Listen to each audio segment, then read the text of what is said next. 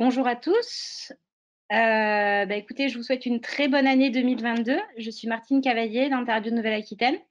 Donc, je vous souhaite la bienvenue au webinaire durant lequel la loi Egalim 2 visant à protéger la rémunération des agriculteurs va vous être présentée. Donc, notre intervenante aujourd'hui, c'est Madame Françoise Moreau-Lalanne, qui est l'ambassadrice Egalim 2 au ministère de l'Agriculture et de l'Alimentation. Donc, elle va d'abord procéder à la présentation des principes de cette loi et ensuite, eh bien, nous laisserons place à vos questions qui, nous savons, sont nombreuses. Du coup, on est un peu plus de 100 inscrits ce matin. Donc, pour le bon déroulement de la conférence, on va vous inviter à couper vos micros et votre vidéo pendant l'intervention. Et ensuite, pour vos questions que nous prendrons à la fin de la présentation, on va vous demander d'utiliser le chat, donc pour être plus agile dans le temps qui nous est imparti.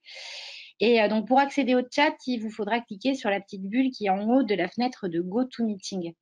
Voilà. Donc, si par contre vos questions sont difficilement transposables à l'écrit, n'hésitez pas à nous en faire part. On tentera de vous donner la parole. Et puis aussi, sachez que la présentation, elle vous sera envoyée et aussi que ce webinaire, il sera retransmis sur YouTube sur la page d'Interbio Nouvelle-Aquitaine. Écoutez, je vous remercie beaucoup. Je vous souhaite un bon webinaire et je vais laisser la parole à Madame Moreau-Lalanne.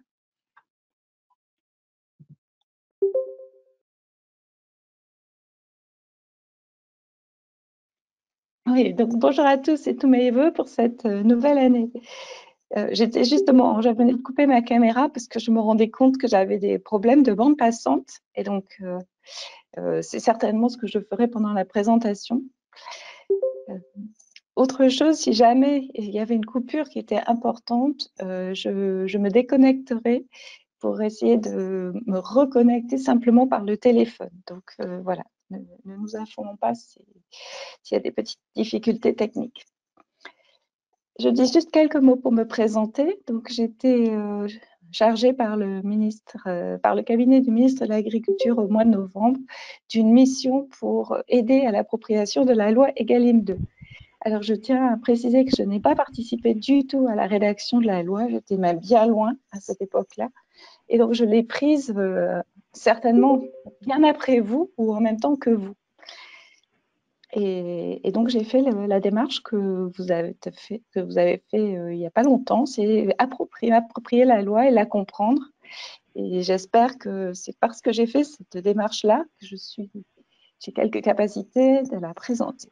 Donc, ma présentation, elle est d'abord pédagogique. Souvent, on me dit « ouais, mais elle est trop simple ». C'est vrai, elle ne peut pas prendre tous les cas de figure. Il manque des choses dans ma présentation, mais vous verrez, elle est déjà quand même assez touffue. Donc, c'est pour ça qu'après, il y a des questions où vous pourrez poser vos questions. Et si jamais il y en a qui n'ont pas de réponse à l'issue de la présentation, eh bien, via Interbio Aquitaine, vous pourrez me la poser. On n'aura pas le contact à la fin de la présentation. Voilà, donc je commence. Si vous pouvez... Voilà, merci beaucoup. Donc... la loi Egalim 2, elle vient bien sûr pour compléter la loi Egalim 1. La loi Egalim 1, elle avait déjà posé les principes du contrat qui est proposé par l'agriculteur. Elle avait aussi posé le principe d'un prix qui tient compte d'indicateurs de coûts de production, mais aussi de coûts de marché, de marché et de qualité. Elle avait aussi déjà déterminer le fait que les interprofessions avaient comme objet notamment d'élaborer et de diffuser des indicateurs de référence. La loi Egalim 1 avait travaillé aussi sur la valeur de l'alimentation et rabaissé le seuil de revente à perte, enfin relevé le seuil de revente à perte sur les denrées alimentaires. Elle avait aussi encadré les promotions en valeur et en volume. Quand notre ministre de Normandie est arrivé au ministère, il a voulu faire une évaluation de la loi Egalim 1 et il a mandaté M. Papin pour effectuer un rapport qui a interrogé un très grand nombre de personnes sur plusieurs mois. Et dans les conclusions qu'il a rendues, il y avait des conclusions très favorables pour le secteur laitier, qui était le secteur sur lequel la contractualisation était obligatoire. Il a constaté qu'il y avait une revalorisation des prix de la production pour le secteur laitier. il a aussi constaté au niveau de la grande distribution qu'il y avait eu un relèvement des prix à la vente pour les marques distributeurs. Il a constaté qu'environ 500 millions d'euros avaient été dégagés du fait de la limitation des promotions et du relèvement du seuil de revente à perte. Mais il a aussi constaté qu'on aurait pu espérer qu'une part plus importante de ces 500 millions d'euros soit reversée au niveau de la production agricole. On était déjà, et c'était l'année dernière, dans un contexte de relations commerciales tendues, avec des hausses de coûts de production des matières premières et par contre une baisse des prix à la consommation. Fin 2021 et en début 2022, on est dans un contexte encore plus tendu. En même temps que M. Papin faisait son rapport, il y avait les travaux parlementaires sur la grande distribution et la volonté du Parlement d'encadrer un peu un certain nombre de pratiques de la grande distribution. La concordance de ces travaux et de ce rapport a incité le député Besson-Moreau à faire cette proposition de loi qui intègre donc l'idée d'une meilleure répartition de la valeur entre l'amont et l'aval. Ce qui est très, très, très important pour cette loi et pour le contexte dans lequel on est actuellement, c'est que cette loi a été votée à l'unanimité. On est dans un contexte politique un petit peu particulier puisqu'il y a les élections présidentielles qui s'annoncent et on a eu un vote à l'unanimité, tout parti confondu et tout député présent, tout représentant parlementaire présent. C'est dire la volonté politique qu'il y a aujourd'hui pour que les pratiques changent et qu'on ait une meilleure répartition de la valeur entre les agriculteurs, les transformateurs et les distributeurs. Je vous ai mis quelques graphes pour illustrer le contexte dans lequel on se trouvait. Et bon, ce n'est pas les derniers graphes. Des prix au niveau de la grande consommation, les prix de grande consommation dans la distribution. Et là, on a une courbe qui est en descente. Et vous voyez bien, c'est cette disconcordance entre les courbes que la loi Egalim 2 souhaiterait modifier. Alors, la loi Egalim 2, au niveau de l'agriculteur. Alors, sur mes slides, j'ai mis entre parenthèses les articles de la loi Egalim 2. Parfois, je mets aussi, ce sera plutôt dans l'exemple pratique, la référence des articles du Code rural ou du Code de la consommation. Donc, Egalim 2 pour l'agriculteur, ce qu'elle met en place, c'est une contractualisation écrite comme Egalim 1, mais pluriannuelle. On est maintenant sur 3 ans de façon obligatoire, 5 ans en cas d'accord interprofessionnel. Et il peut y avoir un certain nombre de dérogations par produit ou par chiffre d'affaires de l'agriculteur ou de l'acheteur. Les dérogations doivent être prises par décret. Il y a, dans le contrat pluriannuel, on doit avoir une clause de révision automatique du prix, désormais. Donc, en plus de fixer le prix, l'agriculteur propose sa formule de prix. Page suivante, s'il vous plaît. Ouais. Dans le contrat, c'est ce qui est indiqué sous clause. On doit, en plus du prix et de la clause de révision des prix, on doit avoir des mentions liées à la quantité. Alors, pas obligatoirement une quantité fixe. Ça peut être une quantité minimale, maximale, prévisionnelle. On doit prévoir les modalités de collecte, de livraison des produits, les procédures, les délais de paiement, les cas de force majeure et aussi, de façon ça c'est très important, comment sortir de ce contrat. Dans la formule de prix, la loi précise que si on ne prend qu'un seul indicateur, c'est celui des coûts de production. Mais on peut en ajouter d'autres. On peut mettre des indicateurs liés à l'origine, liés à la qualité, liés aux quantités. Et c'est avec cet indicateur qu'on peut former la formule de prix. C'est, pour un certain nombre de secteurs, une révolution. Diapo suivante. Et donc, on a considéré qu'il y aurait un certain nombre de différends qui allaient se créer pour l'exécution ou la réalisation des contrats entre les agriculteurs et leurs premiers acheteurs. Du coup, la loi a renforcé les modalités de règlement des différends. on avait déjà actuellement un médiateur, le médiateur des relations commerciales agricoles, et pour la coopération, le médiateur de la coopération agricole. Les deux qui peuvent être saisis de façon extrêmement simple et rapide. Mais ces médiateurs ne donnent qu'un avis qui est consultatif.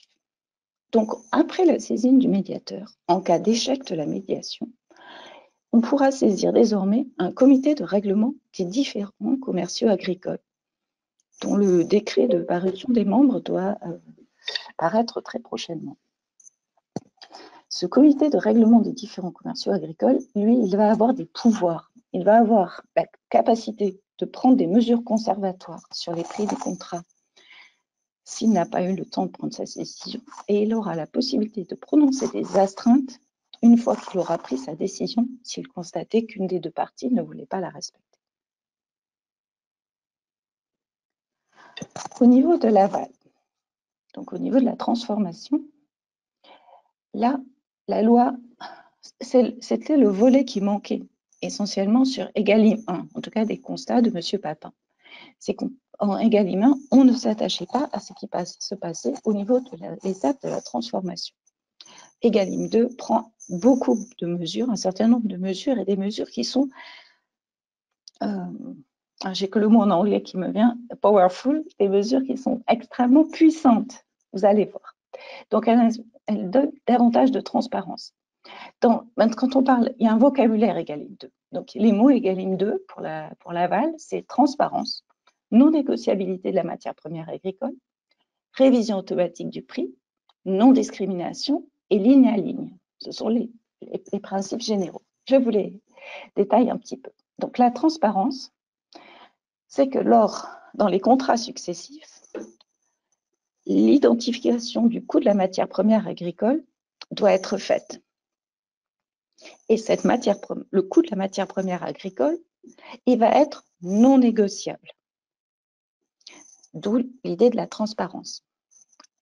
La loi prévoit pour cette transparence 3 options, parce qu'on sait bien que dans un certain nombre de produits, les recettes sont des éléments extrêmement importants et qu'on souhaite protéger. Donc, il y a une option, où on identifie le pourcentage de la matière première agricole en pourcent du tarif. C'est l'option des conditions générales de vente numéro 1. L'option 2, où on fait une agrégation, on dit ça représente tant de pourcents de mon tarif. Et l'option 3, où la transparence, en fait, ne se fait pas entre les deux parties, mais vis-à-vis d'une partie tiers. On y reviendra tout à l'heure. Et donc, en contrepartie de cette transparence, c'est le fait que la matière première agricole est non négociable dans le prix dans le contrat. On peut négocier sur le reste, mais pas sur la matière première. La clause de révision automatique du prix, c'est une clause qui est assez semblable à celle que l'agriculteur doit proposer. Une formule de prix avec des indicateurs. Les indicateurs, quand on a des indicateurs de coût de production qui ont été indiqués dans un contrat amont, ils doivent être repris. Puis viennent 2 dispositions aussi très, très importantes. La non-discrimination. Donc ça, c'est une mesure qui existait pour les moins jeunes d'entre vous, ce qui vous dira certainement quelque chose, dans ce qu'on appelait la loi Galland. C'est le fait qu'un fournisseur, dès lors qu'il fait une offre de prix à un de ses partenaires commerciaux, il est obligé de faire la même aux autres. Je prends un exemple concret, je produis des biscuits et je me dis, j'aimerais bien vendre mes biscuits chez Auchan, par hasard, par exemple, et où je ne suis pas référencée, et je vais consentir à une baisse de prix, je gagnerai un peu moins d'argent, mais sur le long terme, je serai gagnant. Eh bien, cette disposition sur la non-discrimination m'interdit de faire ça. Je ne peux consentir à une baisse de prix que dès lors que j'ai en face un réel service qui m'est apporté. Et c'est le ligne à ligne, donc l'obligation d'indiquer dans la convention chacune des obligations ou des services qui ont été rendus, qui sont contractualisés et pour lesquels on a fait une réduction de prix.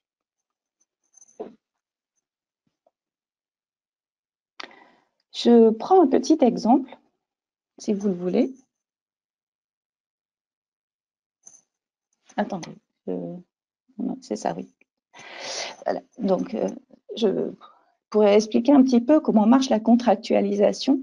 J'ai un exemple qui a l'air assez simple, c'est une pizza qui est faite à partir de pâtes de pizza, de céréales, de farine, de tomates, de fromage et de viande. Sur le côté gauche, j'ai mon agriculteur, donc j'en ai un seul qui produit des animaux de race aviron, qui produit du lait, des tomates et des céréales.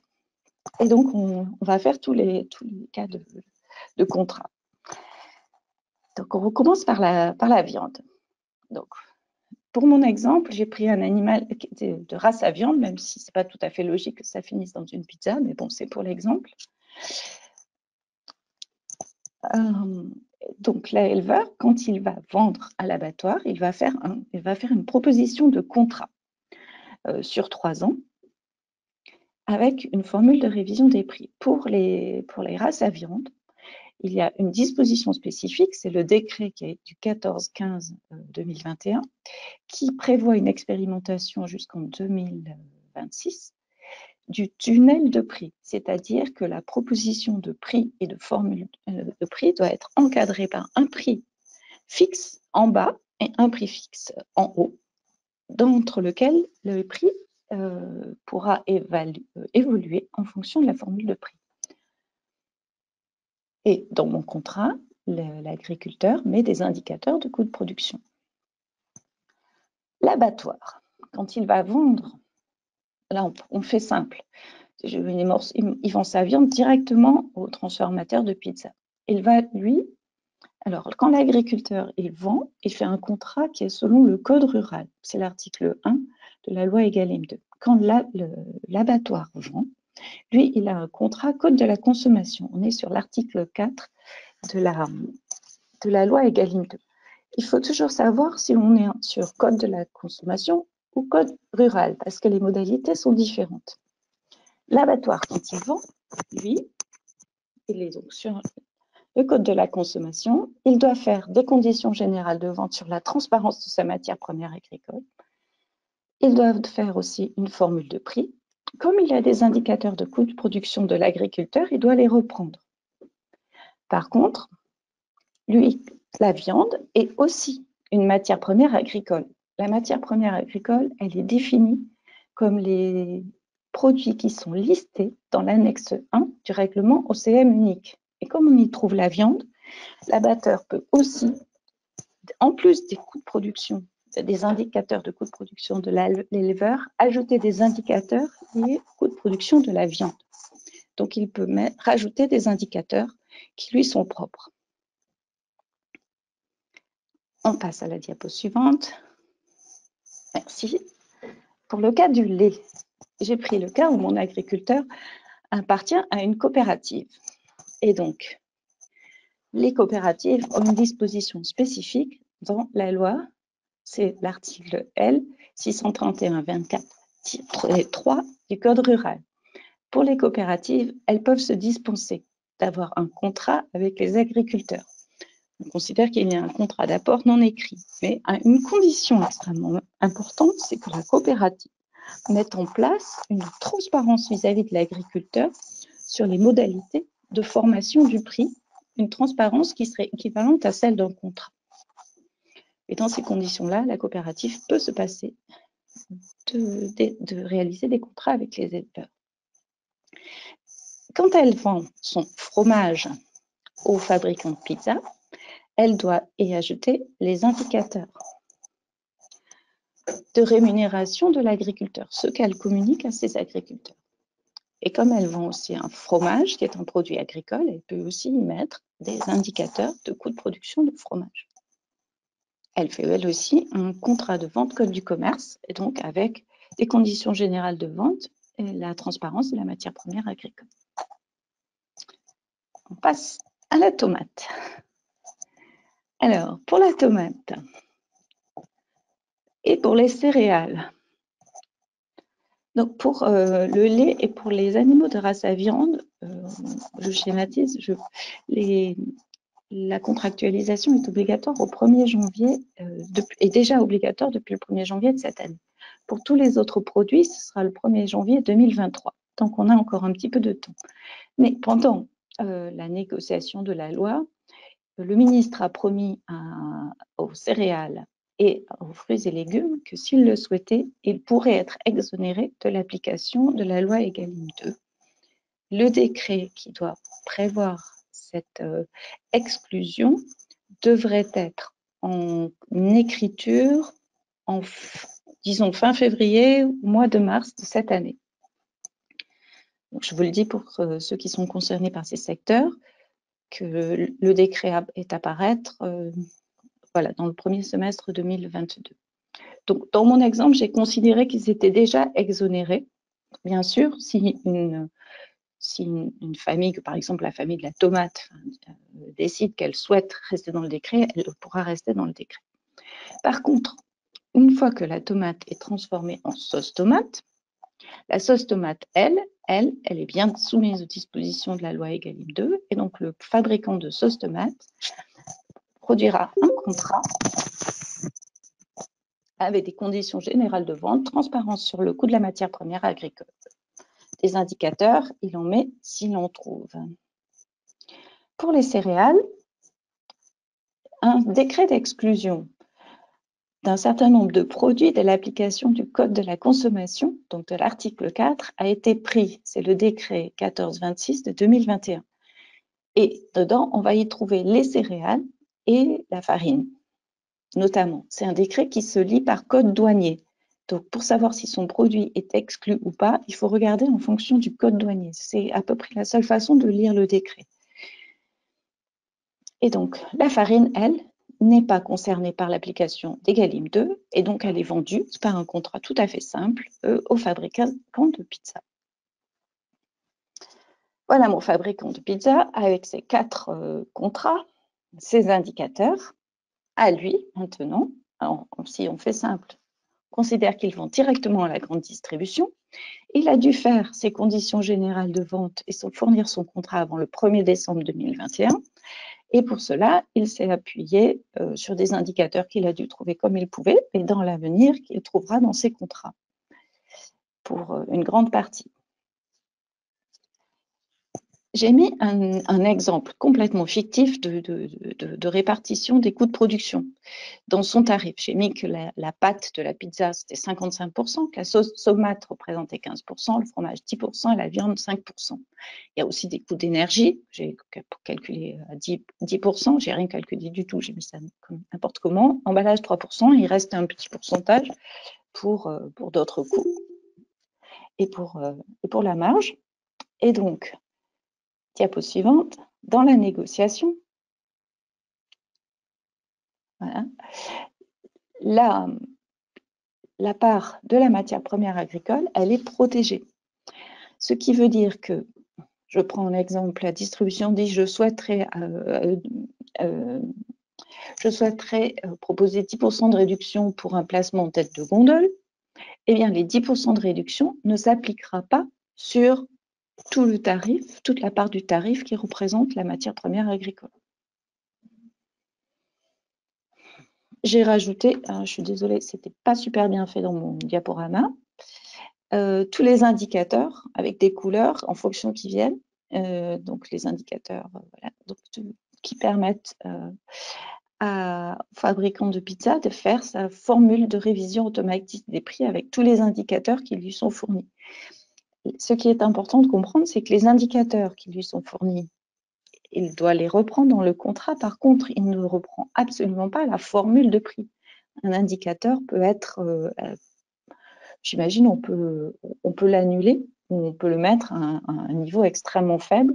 Et c'est donc au fabricant de pizza de refaire sa formule de prix en jonglant avec tous les indicateurs dont il dispose. Dans la diapo suivante, je fais juste une petite explication des conditions générales de vente, toujours sur ma même pizza. Je vous ai dit, il y a une option de transparence qui peut être, on ne peut pas dire plus ou moins transparente, puisque pour la loi, tout a la même transparence, mais dont les modalités sont différentes. L'option 1, c'est celle que je vous ai indiquée dans mon exemple précédent. C'est dire, la pâte représente 55% de mon tarif, la sauce tomate 15%, le fromage 10%, la viande 5%. L'option 2, c'est de dire la matière première agricole représente 85% de mon tarif. J'ai juste ajouté. Et l'option 3, on ne peut mettre en place que lorsqu'on a une évolution du tarif par rapport à l'année précédente. C'est-à-dire que si on n'a pas d'évolution du tarif, on ne peut pas l'appliquer. Et si on a un produit nouveau, et donc par définition, il n'y a pas d'antériorité, on ne peut pas non plus l'appliquer. Donc dans l'option 3, on annonce par exemple que l'augmentation du tarif due à la matière première agricole est de 5%, et tous les éléments qui permettent d'assurer que la négociation, au final, une fois qu'elle est aboutie, n'a pas porté sur la matière première agricole, seront à apporter à un tiers de confiance. Plus souvent, c'est le commissaire aux comptes, mais ce n'est pas obligatoire. Le tiers de confiance est quelqu'un envers lequel les deux parties ont confiance. Voilà les 3 options qu'on va trouver dans les conditions générales de vente. Je continue sur la mise en œuvre de la loi. Donc, une autre disposition, c'est la clause de renégociation qui a existé précédemment, mais dont la portée a été étendue. Elle a été étendue, c'est de dire que dès lors qu'on a des produits agricoles qui ont des fluctuations de prix extrêmement importantes, donc pour tous ceux qui sont soumis à l'article 4 des Galim 2, la variation de la matière première agricole est déjà prise en compte dans la formule de prix, mais un certain nombre de produits ne rentrent pas dans ce cas-là. Par exemple, les produits de la mer, par exemple les escargots. Il y a d'autres exemples qui ne me viennent pas en tête, mais les produits de la mer, les escargots, peuvent être concernés, donc sont concernés par l'application de cet article-là. Mais aussi les variations importantes sur les prix de l'énergie ou des emballages. Donc, on prévoit une clause de renégociation. La loi ne dit pas qu'elle doit aboutir, mais elle dit qu'il doit y avoir renégociation. Ce qui est très important, parce que cela illustre bien tout l'esprit de la loi, c'est la renégociation tend à une répartition équitable entre les parties de l'accroissement ou de la réduction des coûts de production résultant de ces fluctuations. La loi ne dit pas que toute la variation doit être portée par la grande consommation. Elle ne dit pas que toute la variation doit être portée par le transformateur. Elle parle d'une répartition équitable entre les parties.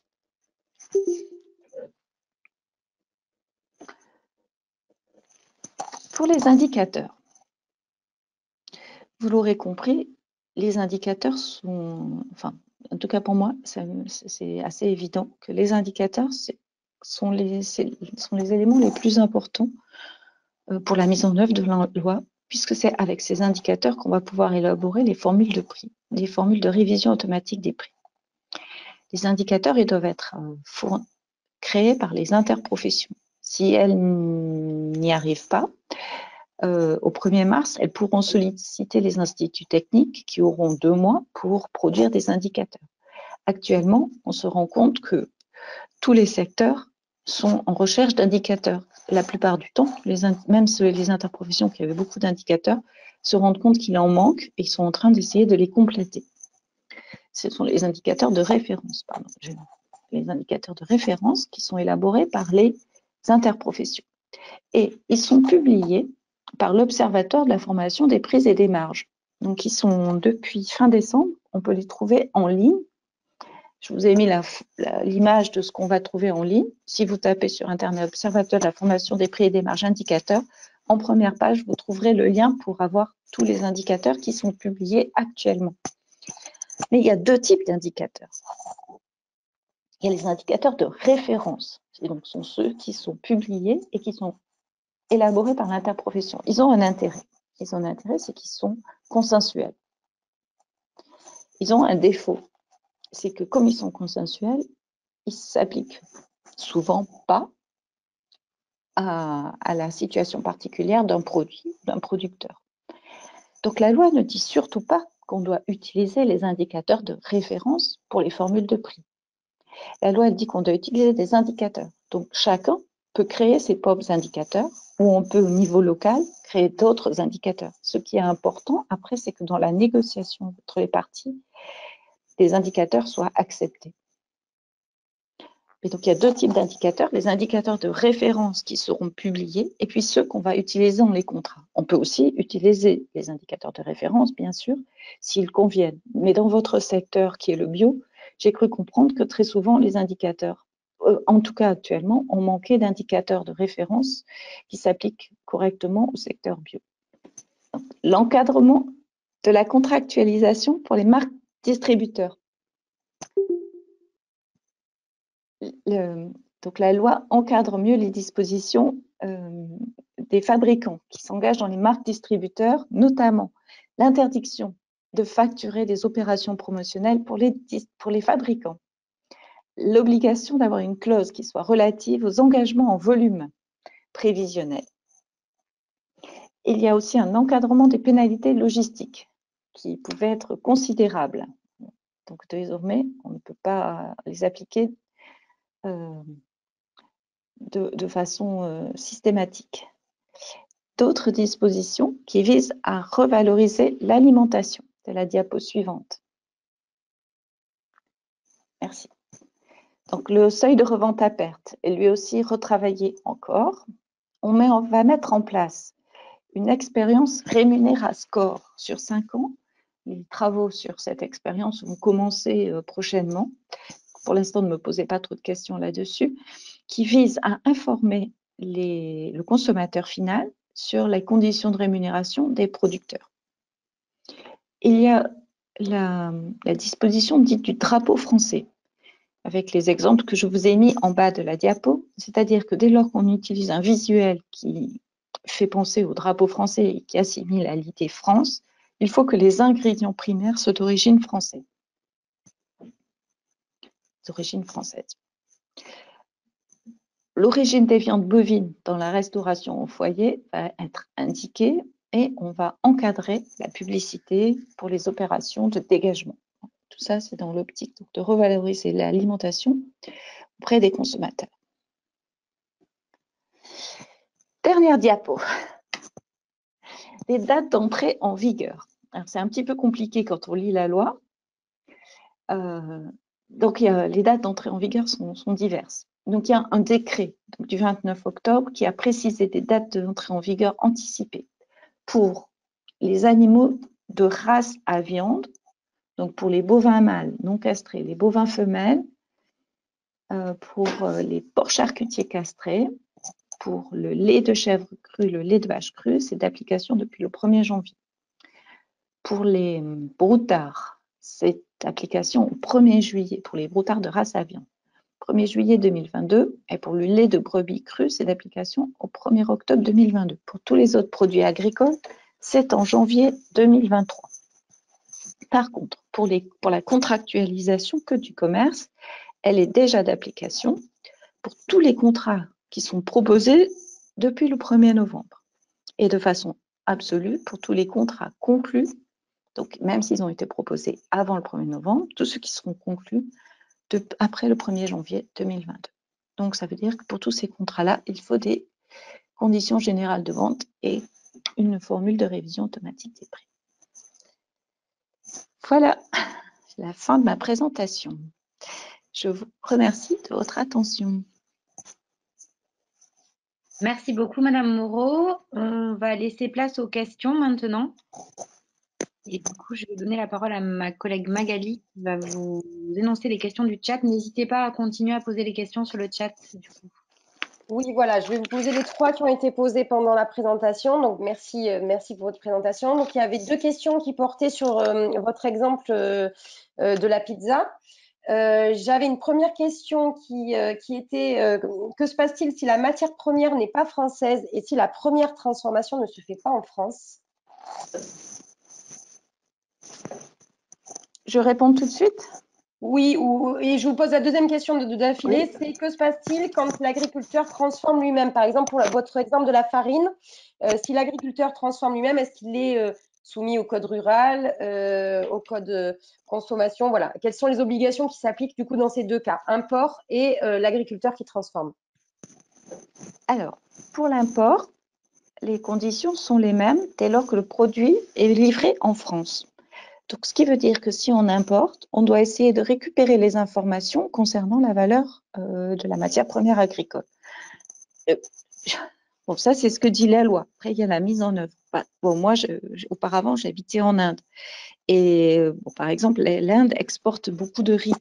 Je peux vous assurer que je sais pertinemment qu'un exportateur de riz, on ne lui fera jamais dire à combien il a acheté le riz aux agriculteurs indiens.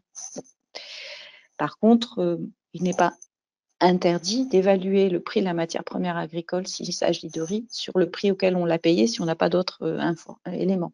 Ça, c'est il y a la théorie puis il y a la pratique. Et donc, on doit aller rechercher les informations autant que possible pour arriver à avoir les mêmes éléments d'information que pour des données qui sont françaises.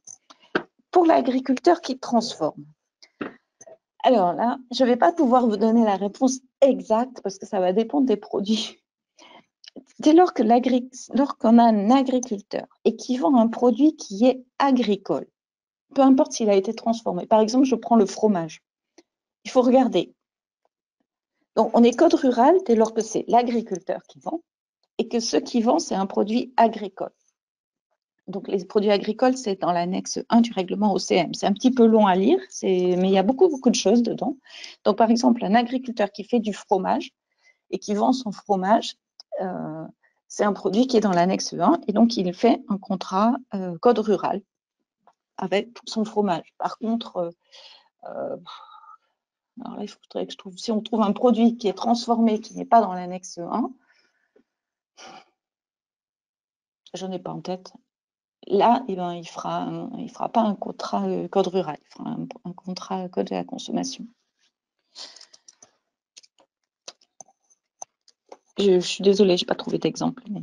Est-ce que c'est clair, la réponse? Merci pour ces réponses. Si jamais vous voulez, les deux personnes qui ont posé la question, vous voulez plus de précision, vous pouvez aussi brancher votre micro et compléter.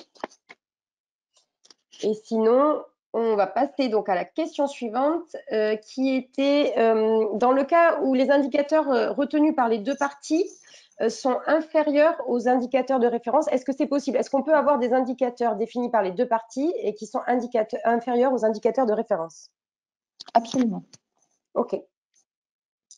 Très bien, merci. Et du coup, une dernière question qui s'est rajoutée. Dans le cas d'une organisation de producteurs non commerciales, les règles énoncées pour des coopératives s'appliquent-elles?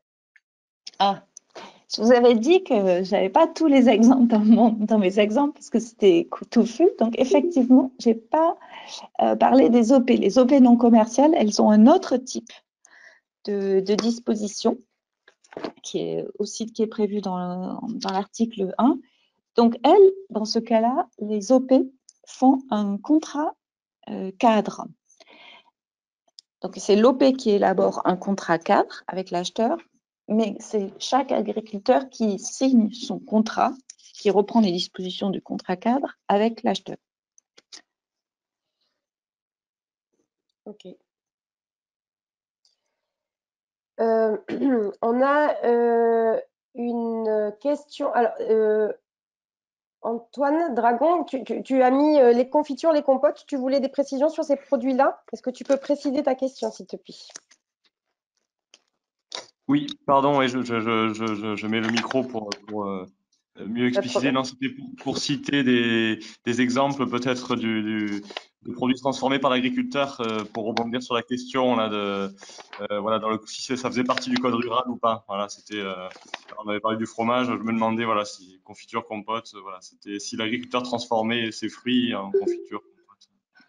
Alors, donc j'ai sous les yeux l'annexe 1. Je ne la connais pas par cœur. Je n'ai pas une mémoire photographique et je dois avouer que là, je le regrette, mais alors profondément, ce serait tellement plus simple. Donc, c'est dans l'annexe 1 du règlement OCM. C'est la partie 10 qui parle des produits transformés à partir de fruits et légumes. Et il faut regarder si dedans, il y a les compotes. Oui, de mémoire, moi, on a eu des dossiers sur lesquels les compotes et les confitures étaient dans l'annexe 1. Oui. Bon, voilà, merci. Oui, confiture, gelée, marmelade, purée, pâte de fruits, obtenue par cuisson, avec ou sans addition de sucre.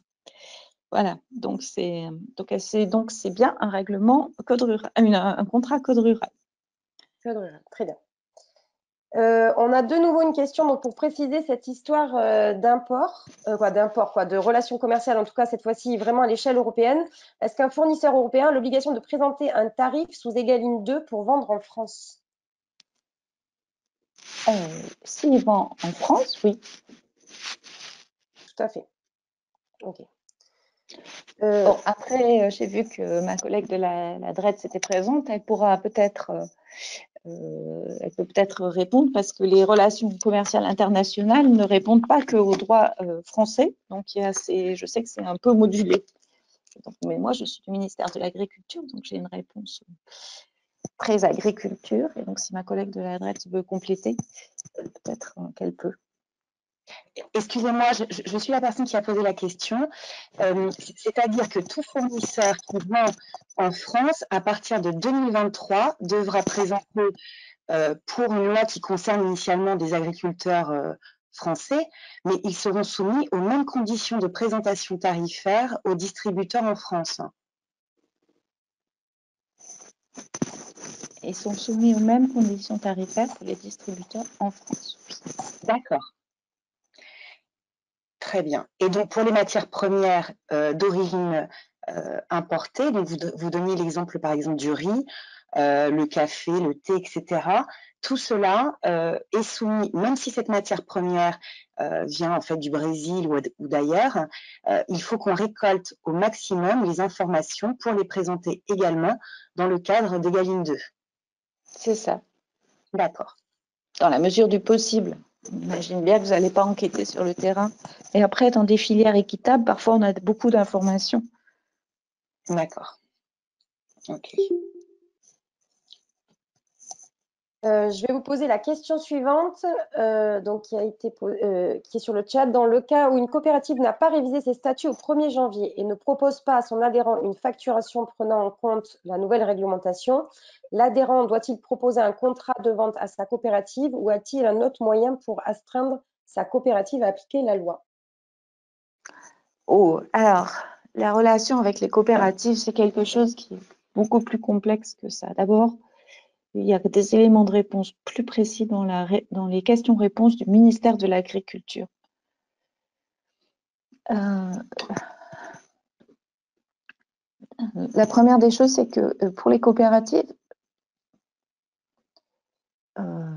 comment dire, les AG se font souvent en fin d'année. En 2021, Egalim 2 n'était pas encore d'application. Donc, certaines coopératives sont un peu je ne sais pas si je peux dire en retard, mais bon, il faut peut-être laisser un an de bénéfice du doute aux coopératives, puisque la maudite tous, enfin, ça met des choses en route. Après, bien sûr que le coopérateur peut proposer un contrat à sa coopérative. Je ne sais pas comment ce sera reçu, mais il peut proposer un contrat à sa coopérative. L'important, c'est le dialogue, et la coopérative doit mettre en place des éléments d'information. Ce que je veux dire, c'est que depuis le 1er janvier, je ne pense pas que l'intégralité du monde agricole, en tout cas dans le secteur de la viande, fasse des contrats, même si la loi le prévoit, je le souhaiterais, mais je ne suis pas sûre. Je ne pense pas qu'on puisse demander aux coopératives d'être les meilleurs élèves de la classe. S'il y a déjà des gens qui ont vendu des animaux depuis le 1er janvier, qui n'ont pas eu d'éléments d'information de la coopérative, le mieux, c'est quand même de revenir à cette coopérative en lui demandant les informations et comment la formule de prix s'effectue et comment est-ce que les modalités de transparence vont être mises en place. Avec une coopérative, il me semble que la plus importante, c'est le dialogue plutôt que d'essayer de faire tout de suite du rapport de force. Après, le Haut Conseil de la coopération nous a indiqué au mois de novembre, parce que dans le secteur laitier, donc on avait déjà la mise en place d'Egalim 1 dans le secteur laitier. Et donc, le Haut Conseil de la coopération nous a dit que plus de 70% des coopératives appliquaient parfaitement Egalim 1.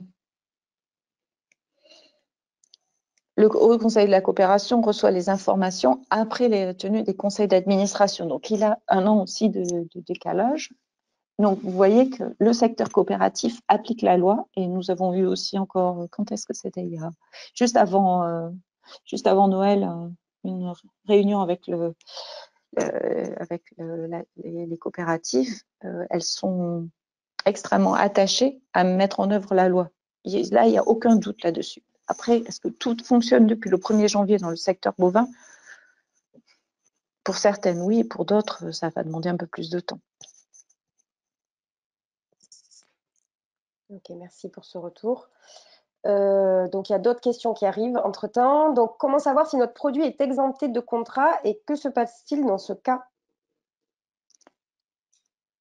Donc, on parle du contrat code de la consommation, mais il faut aller voir le décret dont je vous ai donné le numéro.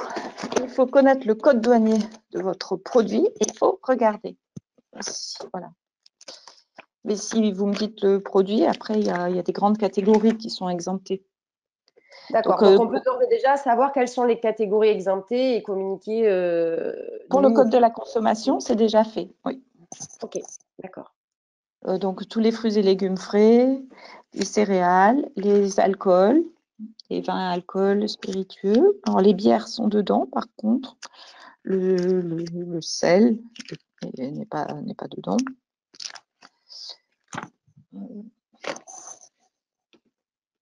Oui. Non, mais on renverra, nous, à l'ensemble des personnes, si vous voulez, le décret. Le décret, ouais, on le fera avec le compte-rendu. Une question sur un cas spécifique des huiles alimentaires, des huiles végétales. Est-ce que les huiles végétales brutes sont listées parmi les… Quoi ? Les huiles végétales brutes sont listées parmi les produits exclus de l'obligation de transparence. Oui. Est-ce que nous sommes aussi dédouanés de transmettre la part des matières premières agricoles composant l'huile de tournesol désodorisée au motif que nos huiles désodorisées sont composées à plus de 50% de matières premières agricoles, ne relevant pas de l'obligation de transparence? Je ne pense pas. D'accord. Ça ne marche que pour l'exemption, ne marche que pour le produit lui-même. Après, quand il est transformé, c'est le cas de ma tomate qui est transformée. Dans mon exemple de pizza, la tomate, elle sera exonérée. Enfin, moi, c'est code rural, mais ça marche après aussi. Mais une fois que c'est dans un produit final, bon, après, j'ai pas très bien compris ce que c'était. C'est une huile brute qui est enfin, j'ai pas très bien compris comment ça marchait. C'est une huile brute. Bah, si, elle est… Fabienne, est-ce que tu veux compléter? Vous m'entendez? Oui. En fait, donc les huiles brutes, elles sont issues de graines triturées en France. On les envoie à désodoriser pour qu'elles perdent leur goût, leur odeur, et c'est une fois désodorisées, souvent qu'elles sont utilisées par les industriels pour faire des fritures ou intégrées voilà, dans des plats cuisinés. Est-ce qu'elle change de code douanier? Je vous ai dit, on ne peut rien faire sans le code douanier. D'accord. Donc, c'est vraiment, si le code douanier est le même que pour les huiles brutes, il me semble, mais je vais revérifier. Si le code douanier est le même que pour les huiles brutes, du coup, on applique l'exemption. Voilà. Et si le code douanier change, vous ne l'appliquez pas. D'accord. OK. Bon, c'est clair. Merci. Voilà, c'était mieux d'avoir l'explication en direct. Pour la question suivante, on revient sur cette histoire d'import-export. Est-ce que, du coup, cette fois-ci, si le produit est exporté, la loi est applicable? Alors, bon, il y a la loi et puis il y aura la mise en œuvre. Aujourd'hui, on a quasiment que la loi, puisque donc la loi, elle dit que elle parle pas d'import, d'export, elle parle de livraison. Elle dit si le produit est livré en France, la loi s'applique. Donc, ce que dit la loi, c'est que si vous avez un produit qui va être exporté, par exemple, aux États-Unis, et vous l'envoyez d'abord en Espagne, donc la livraison, c'est l'Espagne, la loi ne s'applique pas. Par contre, si vous l'exportez aux États-Unis et que vous le livrez à l'importateur qui a ses locaux à Paris ou au Havre, la livraison est en France et la loi s'applique. Voilà, ça c'est ce que dit la loi. D'accord. Merci. Donc après les questions, il y a 2 questions qui portent sur les différentes options. Donc d'abord, il y a une question pour préciser le calcul de pourcentage pour l'option 1. Savoir si c'était calculé sur le pourcentage de matières premières ou le tarif proposé au distributeur ou le pourcentage de matières premières sur les coûts directs du produit. Voilà, comment on calcule ce pourcentage? Alors, la loi a été très précise là, et elle dit que, alors pour le 1, je lis ce qui est écrit dans le texte de loi, sont présentés pour chacune des matières premières agricoles et pour chacun des produits transformés composés de plus de 50% de matières premières agricoles qui entrent dans la composition du produit, la part du produit sous forme d'un pourcentage en volume et d'un pourcentage du tarif du fournisseur. Donc l'option 1, c'est 2 pourcentages. Et l'option 2, c'est aussi 2 pourcentages. Pourcentage en volume, pourcentage du tarif du fournisseur. Et ne me demandez pas quelle unité de volume, ça c'est laissé à la choix, c'est laissé à votre choix. D'accord. Et c'est l'article L441-1-1, c'est un nouvel article, très important. Ok, très bien, merci. Donc l'autre question est portée sur l'option 3 de la loi Egalim 2. Oui. Alors, je vais vous la lire telle quelle. Les commissaires aux comptes ou autres tiers sont à date peu ou pas informés et vont prendre du temps pour se structurer face à la demande. Peut-être plusieurs semaines ou mois. Comment faisons-nous si nos clients nous opposent la validation par un tiers si nous avons pris cette option? Alors, j'ai eu la chambre des commissaires aux comptes. C'était mon premier rendez-vous de l'année 2022, donc c'était lundi. Ils vont éditer, ils m'ont dit d'ici la fin de la semaine, bon peut-être que ça va durer un petit peu plus, une note technique. Donc, ils sont en train de travailler parce que c'est effectivement complexe. Mais ils vont élaborer très prochainement une note technique qui sera envoyée à tous les commissaires aux comptes de France, leur expliquant comment certifier les options 1, 2 et 3. Parce que 1 et 2, c'est si l'acheteur le souhaite, il peut demander une certification. Et l'option 3, c'est obligatoire puisque c'est tout l'intérêt de l'option 3. Donc, c'est vrai que les commissaires aux comptes, et j'en ai rencontré quelques-uns, trouvent que c'est un peu compliqué. Mais avec la note technique, ça devrait être plus simple.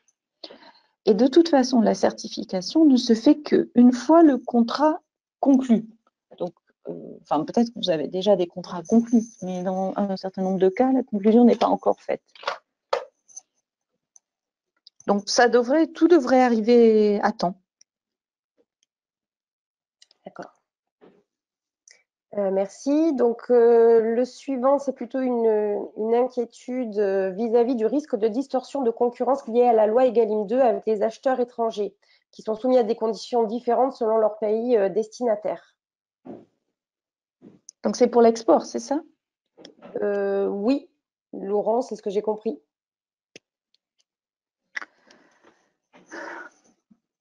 Oui, tout à fait.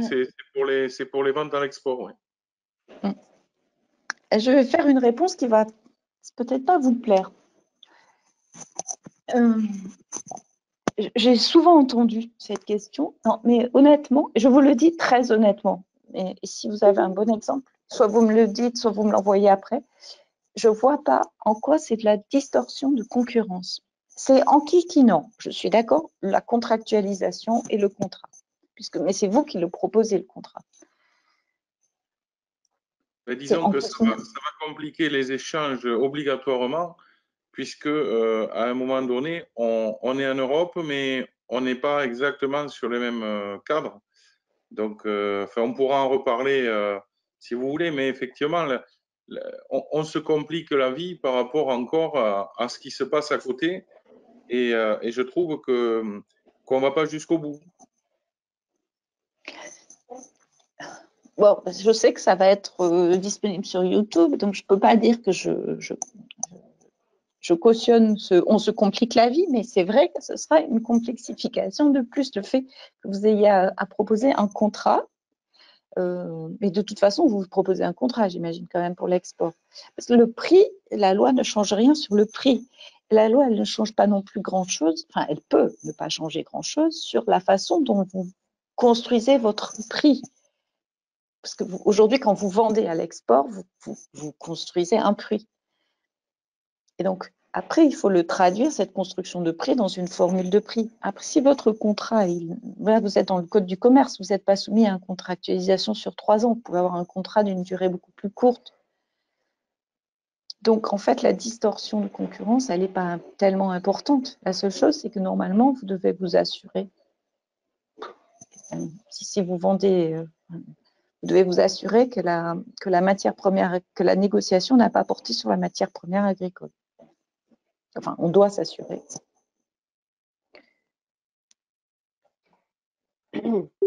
Merci. Du coup, une question sur l'étiquetage des produits et l'utilisation des couleurs françaises. Donc, les couleurs ne pourront plus être présentées sur l'étiquette, même si le transformateur est français. Et quelles sont les conditions en fait qui le permettront en termes de pourcentage de matières premières, origine France, etc. Alors, le décret n'est pas paru. Et il paraîtra qu'après consultation de la Commission européenne.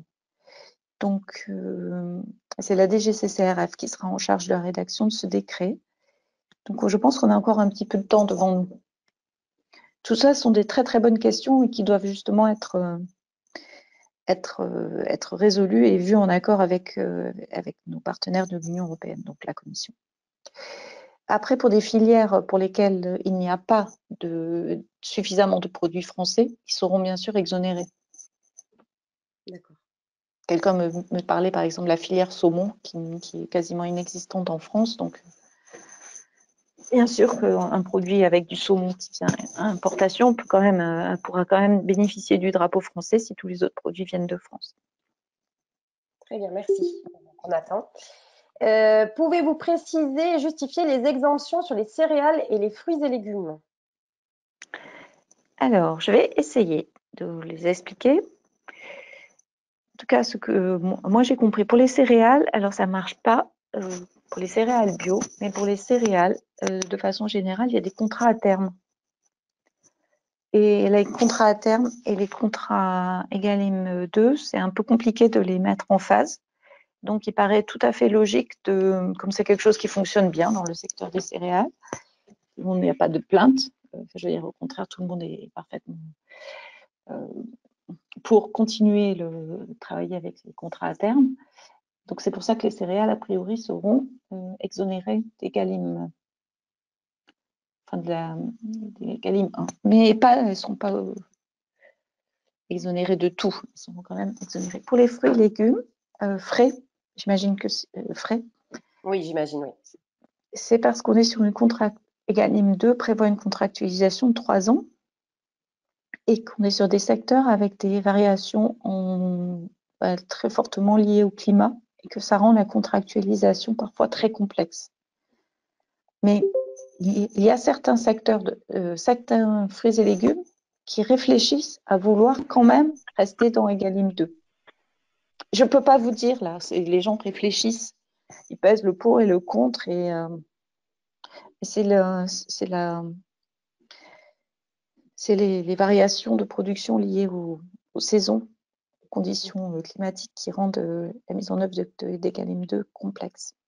Compliqué sur fruits et légumes. Très bien. C'est pour ça que ça reste pour les fruits et légumes transformés, parce qu'une fois qu'on a la transformation, on est sur des volumes qui sont plus facilement prévisibles. Très bien, merci. On revient sur l'option 3. Quelles sont les structures qui peuvent être mandataires? Donc, on a parlé de commissaires aux comptes, mais quel autre type de sociétés peuvent être mandataires? Et est-ce qu'il y a une liste de mandataires officiels? Alors pour l'instant, il n'y a pas de liste. La loi prévoit que le gouvernement pourrait faire une liste. Ce n'est pas l'intention à ce jour, ni du ministère de l'Agriculture, ni de la DGCCRF. Donc, ce qui veut dire qu'aujourd'hui, n'importe quelle personne de confiance entre les deux parties signataires du contrat peut être sollicitée. Alors, je vous donne des exemples que des gens m'ont dit vouloir solliciter, donc des avocats qui seraient, oui, un comptable. Alors, il faut qu'il soit indépendant, le comptable. Donc, ça ne peut pas être le comptable, son comptable à soi, mais un comptable, ça peut être. Après, l'imagination peut être voilà, au rendez-vous. Très bien.